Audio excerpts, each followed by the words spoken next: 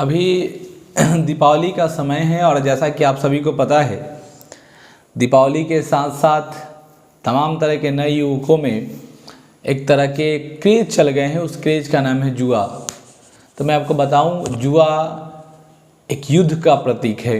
नहीं तो मैं आपको महाभारत की कहानी की तरफ ले चलता हूं, उसके बाद मैं इसके बारे में डिटेल करूंगा। हुआ यूँ कि किसी भी व्यक्ति को, आपको जैसे पता है कि महाराज युधिष्ठिर जो थे पांडु के पुत्र, वो दुर्योधन से अलग होने के बाद वो अपने लिए एक विशेष प्रकार का महल बनवाए जो अंग देश के आसपास पड़ती थी।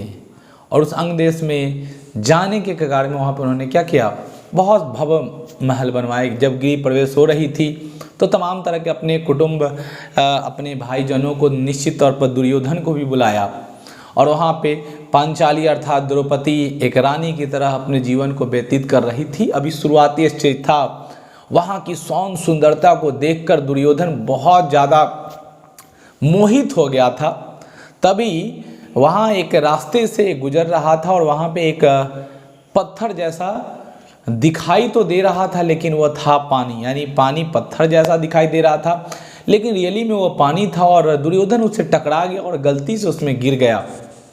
गलती से उसमें जैसे ही गिरता है, तब दुर्योधन को पानी में गिरता देखकर पांचाली अर्थात द्रौपदी ने दुर्योधन का मजाक उड़ा दिया।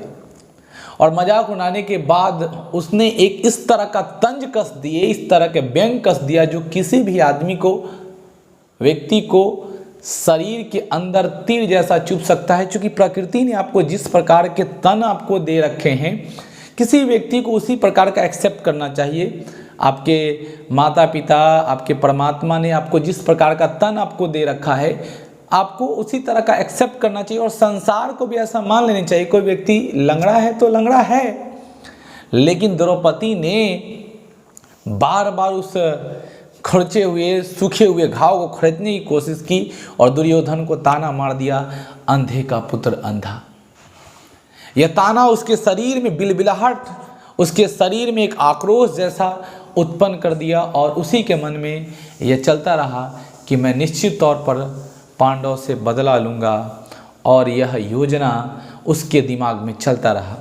क्योंकि आपको पता है कि दुर्योधन को बिगाड़ने में सबसे ज़्यादा उनका हाथ उनके मामा श्री का था, क्योंकि जितने सारे गलत काम हुए करते थे उसका सपोर्ट उसके मामा श्री करते थे। शकुनी के पास दुर्योधन जाते, अपने प्रस्ताव को लेकर रखते हैं, लड़ाई करने की ये प्रकाष्ठा कर लेते हैं। तब शकुनी समझाता है कि तुम अपने सेना को मत बर्बाद करो, क्योंकि तुम भविष्य में इसी का राजा बनने वाले हो।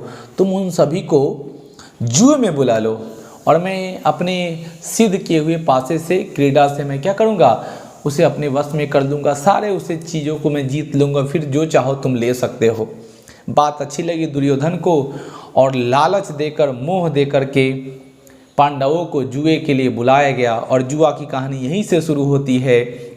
पांचों पांडव आते हैं और जुए की जो खेल जो होती है, युद्ध क्रीड़ा शुरू होती है। और क्रीड़ा शुरू होने पर उन्होंने धन संपत्ति को दांव पे लगाना शुरू किया, हारना शुरू किया। और धीरे धीरे हार लगाने के लिए कुछ न बचा तो उन्होंने क्या कर दिया, अपने भाइयों को दांव पर युधिष्ठिर ने लगाया। अंत में हारने के लिए कुछ नहीं बता तो अपने पत्नी द्रौपदी को भी लगा दिया दांव में और वो हार गए। अब बदला लेने की बारी आती है दुर्योधन की।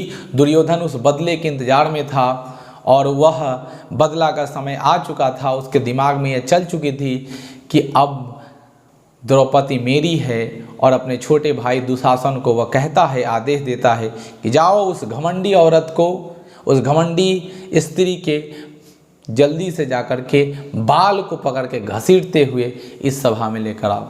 बाल को पकड़कर घसीटते हुए लेकर वह सभा में आ जाता है। और यह स्थिति देखकर भी पांडव कुछ नहीं कर सकते, क्योंकि वह जुए में हार चुके होते हैं। यह सब मैं आपको क्यों बता रहा हूँ, ये आपको समझनी चाहिए। ये दिवाली के अवसर पे जो जुए के नाम पर जो जुआ खेलते हैं, अब इतना ज़्यादा घिनौना स्थिति हो गया था कि जुए में हारे हुए व्यक्ति को दुर्योधन ने, उस घमंडी औरत उसके दुर्योधन के अनुसार बदला लेने के उन्होंने क्या किया, उसका चीरहरण अर्थात निर्वस्त्र करने की कोशिश की। द्रौपदी ने पांचों पांडवों से मांगा। दुर्योधन दुशासन को कह चुका था तुम कपड़ा खोलते रहो, निवस्त्र करते रहो। द्रौपदी भीष्म पितामह के पास, द्रोणाचार्य के पास, कृपाचार्य के पास, यहाँ तक कि धृतराष्ट्र के पास भी गिड़गिड़ा कर मदद मांगने की प्रयास की, मांगी भी, लेकिन किसी ने एक न सुना। और संभवतः अंत में जब किसी का कोई न सहायता करे तो ऊपर वाला सहायता करता है, और द्रौपदी ने वही किया। वासुदेव श्री कृष्ण को याद किया और श्री कृष्ण ने अपने आशीर्वाद से साड़ी की वस्त्र की इतनी लंबी कर दी कि वह दुशासन खींचता खींचता हाँफ गया, लेकिन साड़ी कभी खत्म न हुई। लेकिन उसी भरी दरबार में उस महिला ने अर्थात द्रौपदी ने प्रतिज्ञा ले ली कि जिस जंघे पर दुर्योधन ने कहा था कि आ मेरे जंघे पर बैठ, उस जंघे के कारण तुम्हारा मृत्यु होगा। द्रौपदी खुले सभा में दुर्योधन को कह दिया कि जब तक तुम्हारा मैं जंघा नहीं तुड़वा देता, तुम्हारी मौत जंघे से होगी।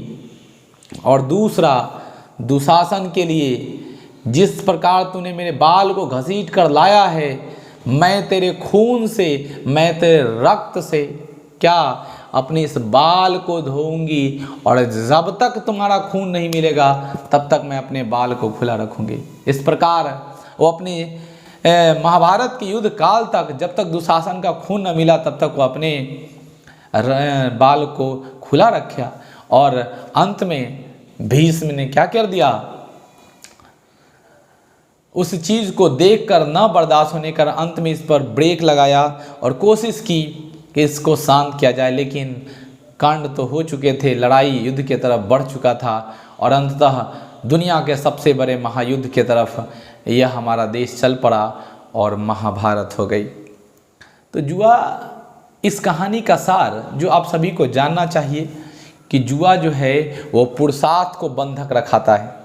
युधिष्ठिर सत्य के प्रिय, भीम गदा में एकदम निपुण, अर्जुन धनुर्धर चलाने वाला गांडीवधारी जिसके पास परिपक्वता इतनी बड़ी कि किसी को लोहा मनवा दे, वैसा आदमी जुए के सामने पुरुषार्थ अर्थात भाग के भरोसे रहकर, जुआ क्या है, जुआ भाग के भरोसे खेलने वाले व्यक्ति हैं, अर्थात जुआ से हमें दूर रहना चाहिए। और दूसरा सबसे महत्वपूर्ण महाभारत होने का कारण जुआ, और दूसरा बेकाम का किसी का अपमान नहीं करना चाहिए। अगर द्रौपदी दुर्योधन का अपमान न की होती तो शायद यह महाभारत न होता। उम्मीद करते हैं आप लोग समझ गए होंगे, और जुए से बचिए, घर में खुशी लाइए, दिवाली मनाइए, अच्छे से मनाइए, खुशियाँ लाइए। उसी पैसे से बच्चों को मिठाई ला के दीजिए, उसी पैसे से गरीबों में बांट दीजिए भाई, इतना ज़्यादा है तो, लेकिन जुआ नहीं खेलिए। जय हिंद, जय भारत, जय जवान।